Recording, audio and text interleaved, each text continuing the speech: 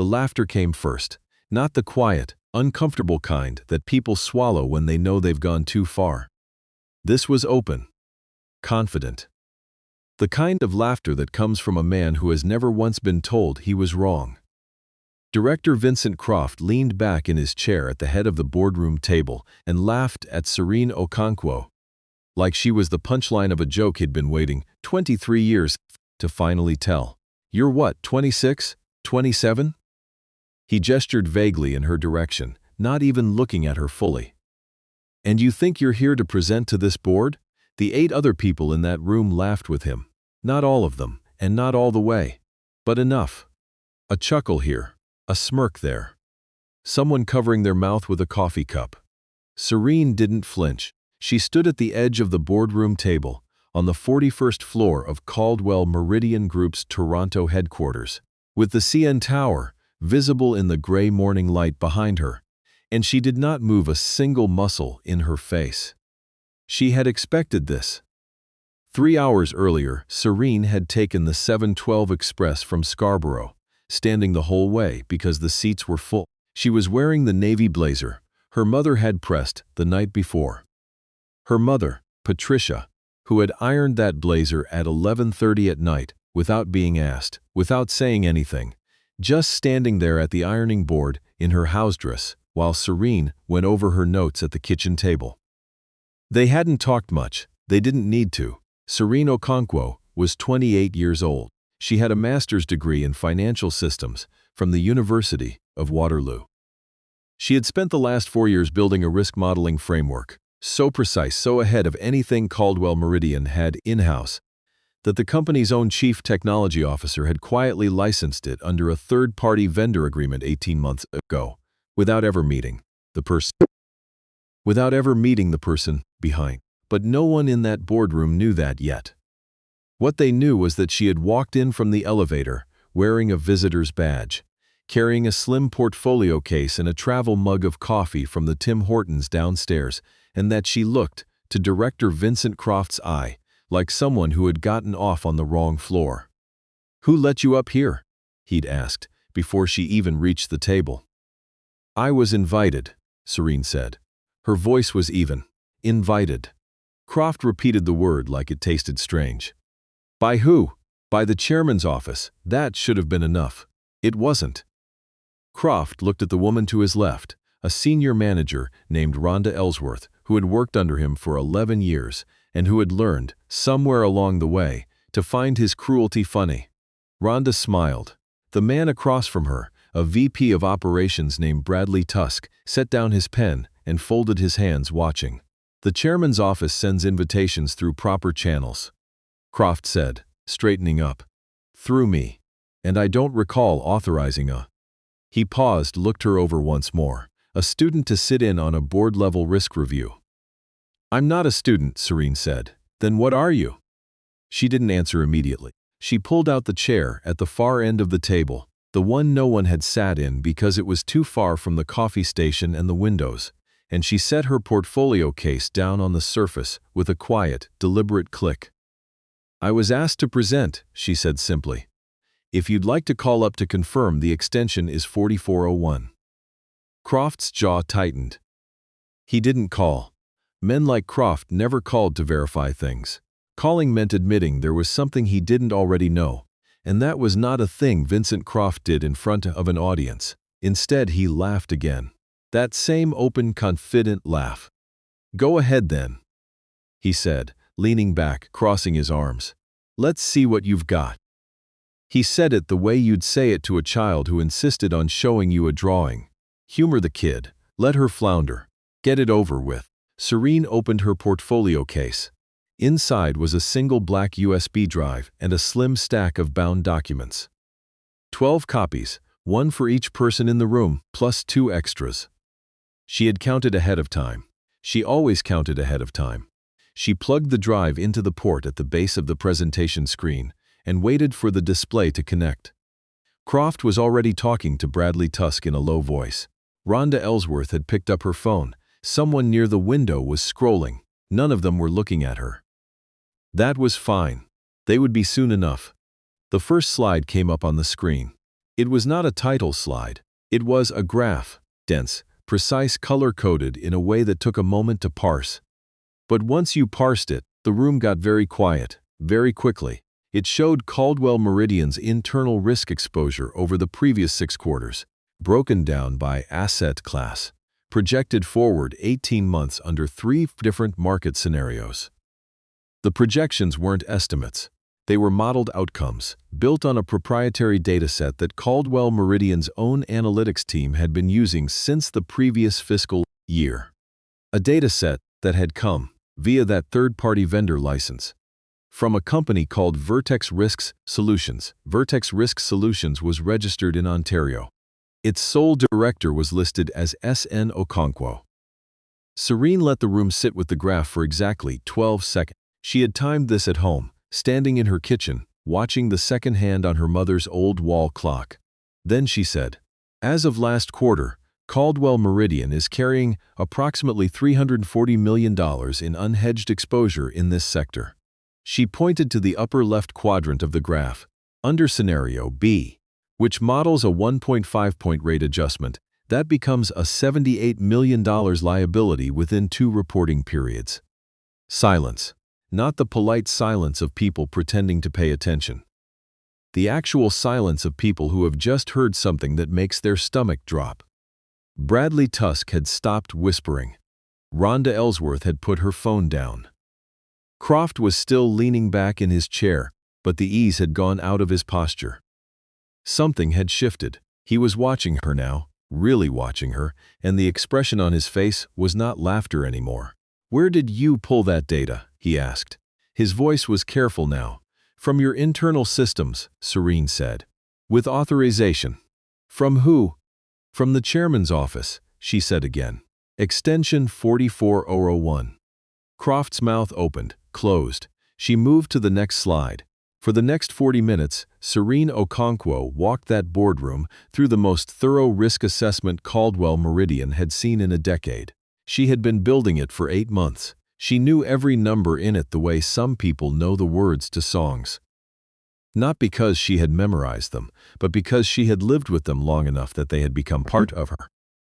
She talked about exposure and hedging strategies.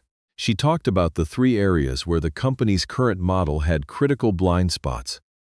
One of which, she noted calmly, had already contributed to a $14 million write-down in Q2 that the board had attributed to market volatility, without looking further. She didn't say it with heat. She didn't need to. Halfway through, a man at the far end of the table, older, quiet, who had not said a single word since she walked in, leaned forward and asked a question about the stress testing methodology. Serene answered it in full. Then she asked if he wanted her to walk through the variance assumptions. He said yes. So she did. Croft interrupted once, about 20 minutes in. He pointed at a number on slide 9 and said, with the last remaining edge in his voice, "That's not consistent with the figures we received from our analytics team in March." "No," Serene agreed. "It's not. The March figures used a lagging indicator as a base. This model uses a concurrent one. The difference is approximately 11 weeks of drift. I can show you the comparison if you'd like." She showed him the comparison. He didn't speak again after that. When the last slide came up, the room was different from the one she had walked into. Not warm. She wasn't expecting warm. But attentive. Careful. The kind of attentive that comes from people who have realized somewhere in the last 40 minutes that they have been looking at the wrong thing for a very long time. Serene closed her presentation and was capping her dry erase marker. She had used the whiteboard twice during the session to sketch out supplementary diagrams. When the boardroom door opened, she had been told he would come at the end. She had not been told exactly when.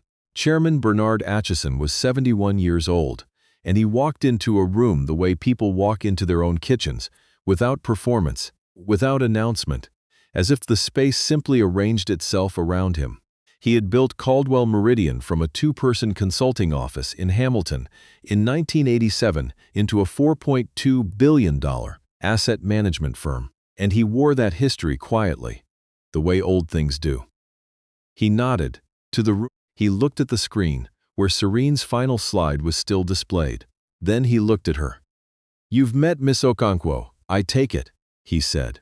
His voice was conversational. Pleasant, even. No one said anything. Bernard Axson walked to the empty chair beside the one Serene had been standing at, and he sat down. He set his glasses case on the table and looked around the room, with the mild, unhurried patience of a man who had time. "I've been working with Serene for just over 2 years," he said. "Verkic Risk Solutions has been providing our core modeling infrastructure since 18 months ago. What you've been looking at on those slides, that framework is hers, built from scratch. I've been trying to convince her to come on full-time for about 8 months now." A small pause. She finally said yes. The room was very still. "Effective the 1st of next month," Bernard continued, "Serene Okonkwo will be joining Caldwell Meridian as Chief Risk Officer." He said it simply. No fanfare, no preamble, the same tone you'd use to say, "The coffee's fresh, help yourself." At the head of the table, Director Vincent Croft had not moved. His arms were still crossed, but the color had changed in his face, a slow, draining thing, like watching water leave a glass. "Chief," he started. "Chief Risk Officer," Bernard repeated, looking at him now with the same mild, unhurried expression. "She'll be reporting directly to me and to the board. Her first priority will be the exposure issue she identified in this presentation." He paused, which I imagine was eye-opening for a number of you. Croft's mouth closed. And that was that. The meeting broke up slowly, the way rooms do when people aren't sure what expression to wear on their way out. Rhonda Ellsworth gathered her things without looking up. Bradley Tusk shook Serene's hand. His grip was stiff, but he did it, and said something about looking forward to working together.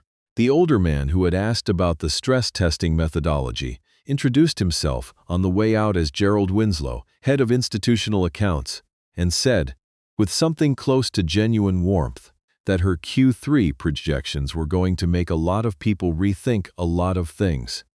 Serene thanked him. She meant it. Vincent Croft was last. He stood near the door for a moment, portfolio in hand, and she could see him working through something. The arithmetic of a man recalculating in real time, trying to find the version of this moment where he came out dignified. He didn't find it. He left without speaking to her. 3 days later, Serene received an email from HR. A separate one, addressed to all relevant parties, informed the organization that Director Vincent Croft had been placed on administrative leave pending a review of conduct during a recent board meeting.